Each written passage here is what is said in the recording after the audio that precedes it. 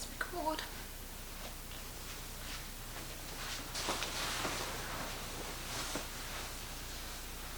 Hi Robert, thank you so much for coming in again today. Thanks, we're going to be talking about the power of presence today. Yes. I know when I actually first met you, I don't know if you remember, we met in a coffee shop. Yes. And you were talking about presence and grounding, and although I had been a therapist for 20 years, I didn't know anything about that. And because of the trauma that I had as a child, I had split off, and I used to find myself not being able to concentrate on conversations, and you know, I would be talking to somebody and think, oh my God, I've probably been away for 5 minutes and I don't even know what to say to somebody. So it was a problem for me in my life because I just wasn't here, and I wasn't producing what I wanted to produce in my life because I was so split off. Yes. So for the people that don't know anything about that and about the mind-body connection, could you talk more about that for us, please? Sure, absolutely.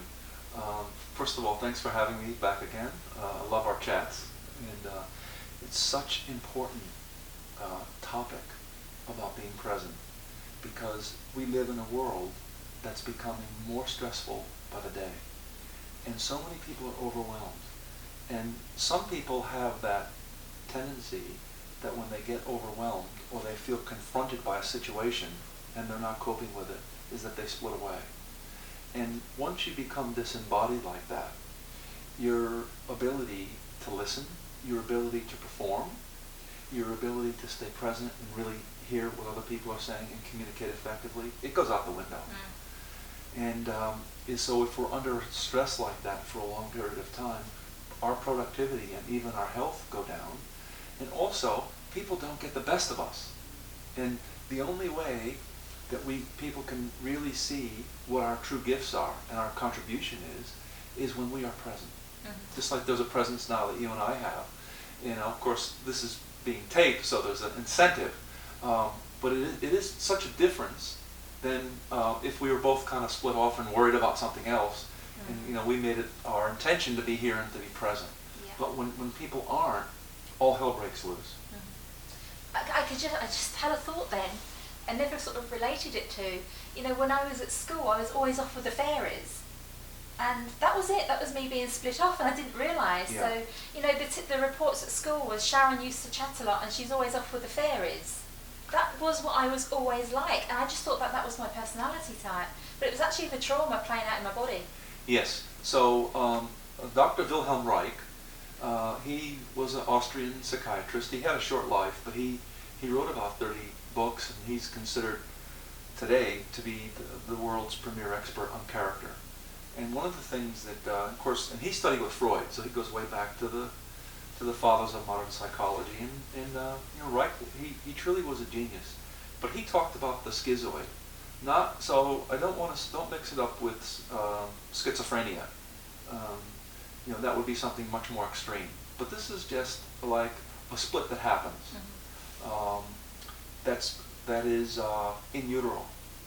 And a lot of times if there's some trauma, if mother is emotionally upset about something, if let's say she's not being supported by the father emotionally or financially, and you know, she may love the unborn to bits, but if she's upset, then what Reich said, then the fetus feels upset. And that many people have varying degrees of this. Some people are split off all the time. Johnny's a smart boy, but he's never really here, you know, kind of thing, you know, on his report. And some people just, under great stress, they split off and they can't stay present. And so this is one of the, you know, the biggest complaints. You know, over the years, the last 27 years, I've worked with so many women. I work with thousands of people. But of course, a lot of women are more open to alternative, and men are just coming more and more into it now. But the biggest complaint that women will have about their partner or their husband is, I love him to death, he's a good father, he's a good provider, but he never listens to me, he's not present. He comes home, he is just not here. So, of course, women have this problem as well, as you mentioned yourself. But when I hear the female version of what's bothering them, that's often near the top of the list. That the husband's just not present. And so you can feel that energy. If you're a person that feels it, you can feel when they're split off. They're just not there. Yeah. They're physically in the room, And you know that they love their kids. You know that they love their partner. Their Yeah, that's not even an issue. It's not about that. No. It's they're not coping with life in a certain way that causes them to have to be able to feel safe. They have to go away from that present moment. Now, one of the things I want to say is that, to me, it has a lot to do with energy. And so there's sort of different perspectives. Some of them come now more recently from neuroscience, and I think Joe Dispenza has a really good hit on it. He's one of the first scientists who's actually showing people practical ways to meditate and to work on that part where they're split off, through that power of observation. And the whole idea is that you cannot separate the observer from the observed. So the point is, if you could observe your mind in that part of you that goes away, if you could catch yourself and just say, oh, I'm not in the present moment now, and not get upset about it, but just to observe what your mind is really saying to you. Because the mind is, in one moment, our best friend, and the next moment, our worst enemy. If things are going well, or if you're in love, the mind will say, you're magnificent, Sharon. And then if something goes wrong or you have a bad day, that same mind will say that you're a loser. So which one is you? Well, it's actually neither. And that's why I think the study of this alternative work, and even with scientists coming into it, and spiritual leaders like Eckhart Tolle talk about the power of now. And as difficult as it is, if you could just take a few minutes every day and start observing your mind, and that part of you that's not your mind will get stronger. To me, it's the energy field. Mm-hmm. And that vibration connects us to our heart and to our soul. That's who we really are. We're not the outer person. Mm-hmm. That mind-body connection will always be there. And it will take over to the degree that we shut down our heart and soul. If that energy if we're tired, or we feel defensive, or we feel attacked, that energy will contract. It'll bind in the body in chronic muscular tensions. And then the mind gets really strong. And the energy field is not streaming or flowing through the body, and that part shuts down. In other words, under stress or under attack, or if we're overwhelmed just by life and responsibilities, the greatest part of us is the first thing that will get shielded. It'll get defended. And so you and I were talking earlier about the subpersonalities. And I think it's sometimes the simplest things are the easiest. And there was a great psychiatrist, Fritz Perls, and he created Gestalt therapy. And it was about, simply put, the psychology of selves, that our personalities are made up of different selves, different subpersonalities, as he would call it. And in addition to how amazing Gestalt therapy is, there's other things that have flown out of it that are really valuable and that people can do on their own.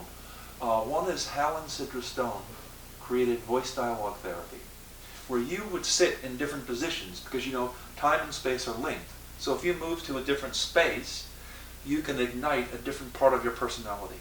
One part of the personality it might be the person who feels unworthy or has low self-esteem. And if some people have a problem with being really competitive and needing to be better, so that another subpersonality could be the part of you that feels superior or competitive or judgmental. And you could sit there and let that person, that part of you, kick in and actually speak out and not try to suppress it. And what happens is you're able to integrate your superiority or your low self-esteem into your conscious thinking mind by sitting in different positions and letting that part talk. And it sounds, to someone who's not familiar with it, it might sound, well, that sounds a bit bizarre. But actually, once you do it, you realize, oh my God, where did that part of me come in? Mm-hmm. Something kicked in that is actually part of me that I have fleeting moments of thinking of it, but then I stuff it down because it sounds so arrogant or it sounds so inappropriate.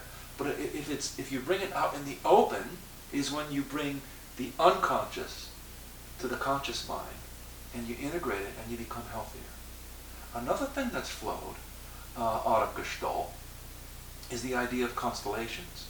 Now there's family constellations, where you have different representatives, people other than yourself will stand in for your family members. And it actually works with the unconscious soul of the family. And you can bring it back into harmony. One thing that's really powerful is to acknowledge the love that actually existed.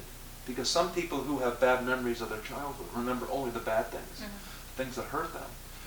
When actually maybe that was a much smaller percentage, and there was a lot of love that existed that maybe didn't get expressed in a healthy way, because most of us come from dysfunctional families, you know?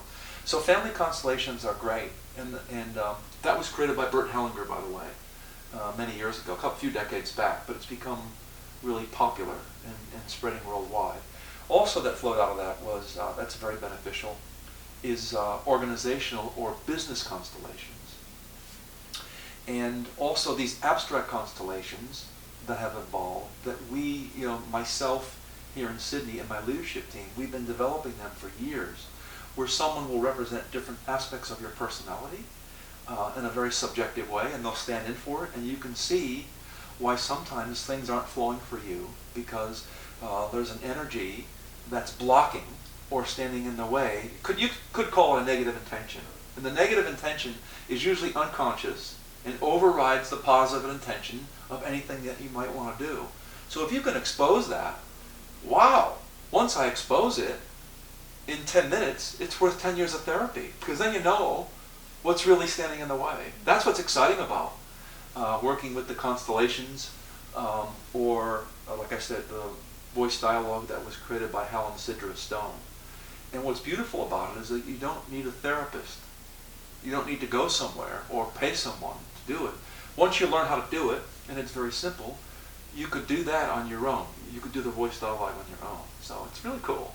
Can I tell you, I love constellations. I've never experienced them until I came with you and your group.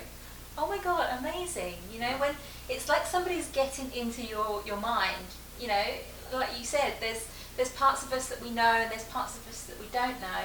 And when there's a group of people doing a constellation for you, it's so enlightening, because they are just shining a light on something that is a block in your life. You know, it might be a good part, but there could be a block there as well. And you can go away and work on that thing that you didn't even know existed. It's really, really powerful.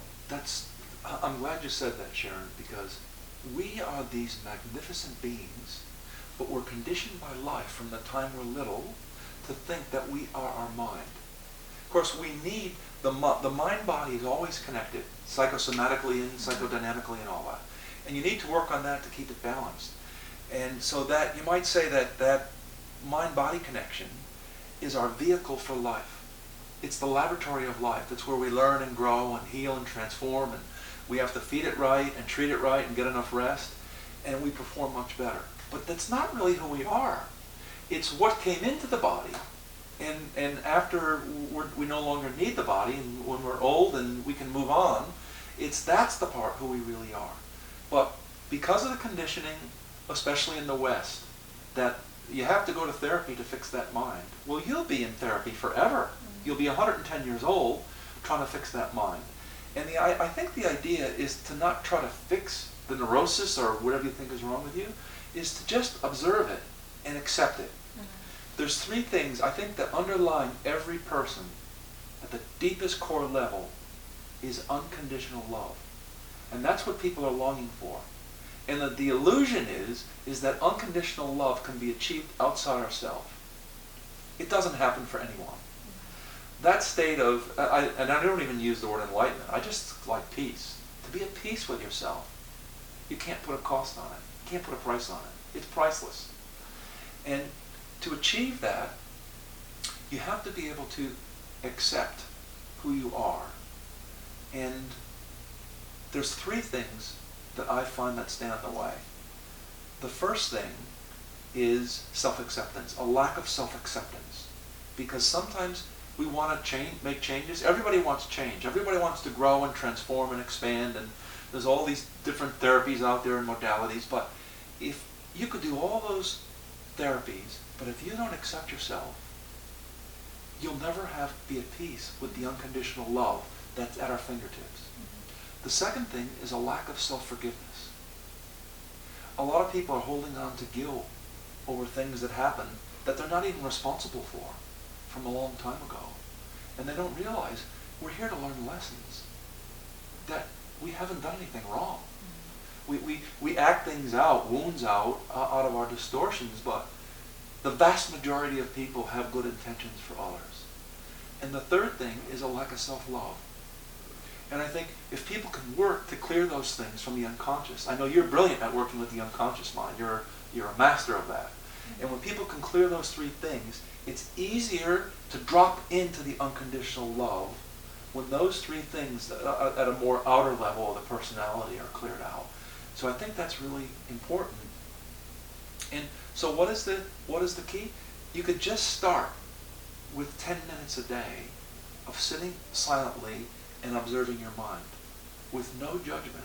Just your observation of it. And even if the mind is and your thoughts are saying something horrible about you, if you just say, oh, okay, that part of my mind doesn't like me so much.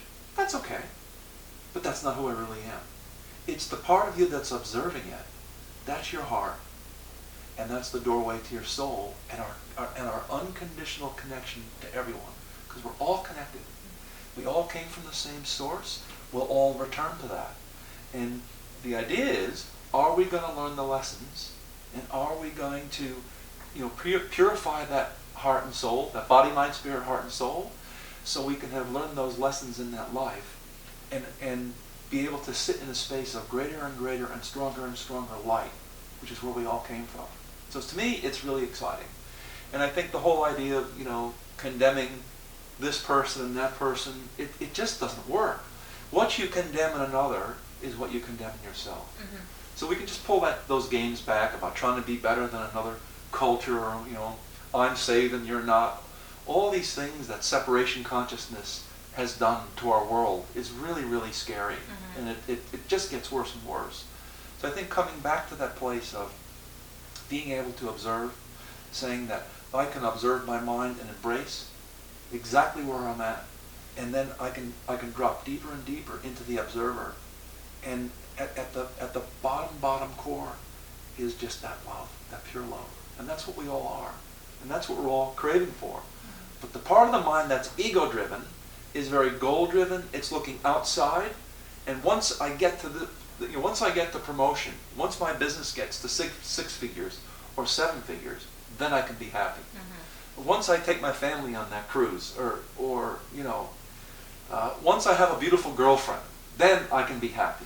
And so that part of the mind, you could call it the ego part, is a bottomless pit of saying it's never enough. Mm-hmm. And it's like, that's where the West has taken us. Yeah, I believe that. Like, if we can just learn to be happy every day, then we're going to be happy. I say that to my clients as well, Self-love is the core of where I work with my clients, because if you can't love yourself, then you can't help other people. So if you're a practitioner and you don't love yourself, you can only love somebody to the capacity that you've got. And if you're looking to the future about that thing that's going to make you happy, and you're not happy every day, you're never going to be happy when you get the thing, because you've had 5 years of saving up for the house, being miserable. That house is never going to make you happy. So I think that's the key in healing, in attracting the things that you want. If you can be happy here and now, happy with yourself, and with all of us. I can honestly say now I love myself, but it's taken me 40 odd years to get to that point. And yeah, of course there's things I'm growing and I want to change. We wouldn't be human if we didn't. But I love the person I am, I love what I've created, and I love the vibration and the people that I've attracted into my life, and I'm grateful every day for that. And when I got that in my head, I was able to help my clients on a deeper level. My business has taken off. I've attracted the right people. Beautiful. And it's amazing how that can, once it's in there, it can change really quickly. I think one of the things is that we human beings need to be gentler with ourselves. Mm-hmm. And that the process of change and growth and transformation, it's not a linear process. It's 2 steps forward and 1 step backwards. Because we all have these distortions. I think we brought them in with us, and then of course our families challenged us in a certain way, and sometimes the distortions got even bigger. Mm-hmm. And so we're working our way through this, and we can't expect to be perfect. No one's perfect. Mm-hmm. And so I think that it's not like iPhone sales, just going exponentially linear. The growth isn't like that. And so I think, all right, we backslide, and we eat apple pie before we go to bed or something. So what? It's not like you have to be perfect. But I like to come back to tips that we can give the viewers on being present, because that's what this talk is basically about. We talked about some of the therapies, and they're worth pursuing, and they're worth learning about. But what can someone do by themselves every single day? So the first tip that we talked about was just observing the mind, the good and the bad, 10 minutes a day, to strengthen that observer, that connection with the inner person, the soul, whatever you want to call it. The second thing I like to talk about is earthing. There's a wonderful book called Earthing, and there's 3 authors. One of them is a person named Sinatra. That stands out because of the name, and he's a cardiologist from America. But there's 3 or 4 authors to the book. It's a little book, but it's more the scientific view on how the ATPs, adenosine triphosphate, gets strengthened when our bare feet are on the earth or at the beach on the sand. And the electromagnetic energy from the earth strengthens them and helps us to become more present. The second thing is what researchers have found in Europe and in the States is that people who do 30-second sprints with a short rest in between 3 times a week will strengthen their heart and lungs, which are the 2 key factors of living in a longevity, having a long life. Because if the heart and or the lungs go weak, it creates all kinds of complications as people get older, and even some young people with heart disease and all that. So we have proof now from the research that if you do it 3 times a week, and just think how short a time, you have a little warm-up, you sprint for 30 seconds, catch your breath, sprint for 30 seconds, catch your breath, sprint for 30 seconds. It's all done in a few minutes. Mm-hmm. Instead of an hour and a half at the gym, honestly, I'm serious, you could do that. But what I tell my clients to do, if you can do such a short exercise effectively 3 times a week, but you want to be more present, then do it 7 days a week. I do it every day. It takes a small proportion of time. I like to do it in the morning, and definitely don't do it on an empty stomach. Have you tried it? Yeah. I tried it after breakfast once. It's a no-no. But if you just do that, your lung capacity, your heart, your energy field, your groundedness, your presence happen in just a short time. And I like to sit in the grass in the park and just do my people watching or a little meditation, my bare feet on the ground. Some people like to walk around the park, or I live near the Domain, so it's a beautiful park there. Or some people just like to sit, if they're a little tired from work, put your bare feet on the ground. You might try it. If you're really busy, even 10 minutes will make a difference. Mm-hmm. But if you did it for 30 minutes, wow. You would strengthen your whole energy system, and the stronger the energy field, the more present you are, and the greater your capacity to observe everything and really be there for other people. Mm-hmm. It's really extraordinary. So I think that the sprinting, 3 30-second sprints every day for the rest of your life, that's your homework, Sharon. All right, I'll do that later. Start with 10 minutes a day, just observing, and the earthing. Read the book Earthing, because it's worth it's worth a read, especially if you like the scientific part, the research part. But basically, it's just putting your bare feet on the ground with the sand and absorbing that electromagnetic free energy. You don't need a therapist for it. Mm-hmm. And that's really it. So if you just did those things, you would be more present. And of course, if there's trauma, of course, that you need professional help and all that. Yeah. So I love that. I do the earthing. That's my thing. And I also, if I'm not outside, I will envision like roots going down to my feet. If I'm Beautiful. at home here and I don't have long to go outside, I'll do that as well. So it's just bringing you back into your body, and that Yes. visualization is going into the body and going into, like, bringing you down into the ground as well. So Yes. Even if you're in your office and you can't get out at lunch and it's a busy day, you can always ground. There's no excuse for not being able to do that. So I just thought I'd mention is that as you and I discussed, I'm coming out with those guided meditations to help people with some of the things that we just talked about. So one of the topic would be the power of being present. So it's really, really important. guided meditations can help too. And then after a while, when you get used to that, staying present and observing, then you don't need the guided meditation anymore. You just need some relaxing music and you can do it on your own. But some people initially need a little help, so that's why it's valuable. I still use guided meditations Yeah. because my mind has a tendency to, when I talk I go off on tangents, but my mind does that at about 1,000,000 miles an hour. So Yeah. sometimes I can just sit there and be quiet. I did a 10-day Vipassana retreat, which really, really helped me to meditate. But I love the guided meditations, and last night I went to a sound healing. I could feel the drums. It's just, I think we've got to find the thing that fits with us. Exactly. And even though sometimes I like the silence and sometimes I like the tribal stuff, it depends on my mood. And I think it's the same with any type of therapy, any type of healing. You just take what you need in that moment. Exactly. Cool. Beautiful. So thank you so much, Robert. You're welcome. If anyone wants to find you, where will they find you? Okay, so I have a couple of websites. One is robertkirby.com, which is a bit of an overview. Then there's relationships.robertkirby.com. Then there's coreenergetics.com.au, because it talks about our body psychotherapy and our retreats, and we have the relationship workshops. And then there's business.robertkirby.com, because business makes the world go round. Certainly does. Thank you so much for coming in today. Thank you, Sharon.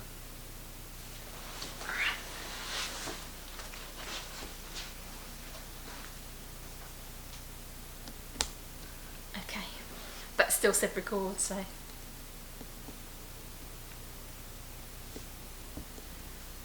It's still saying record. How do I turn it off?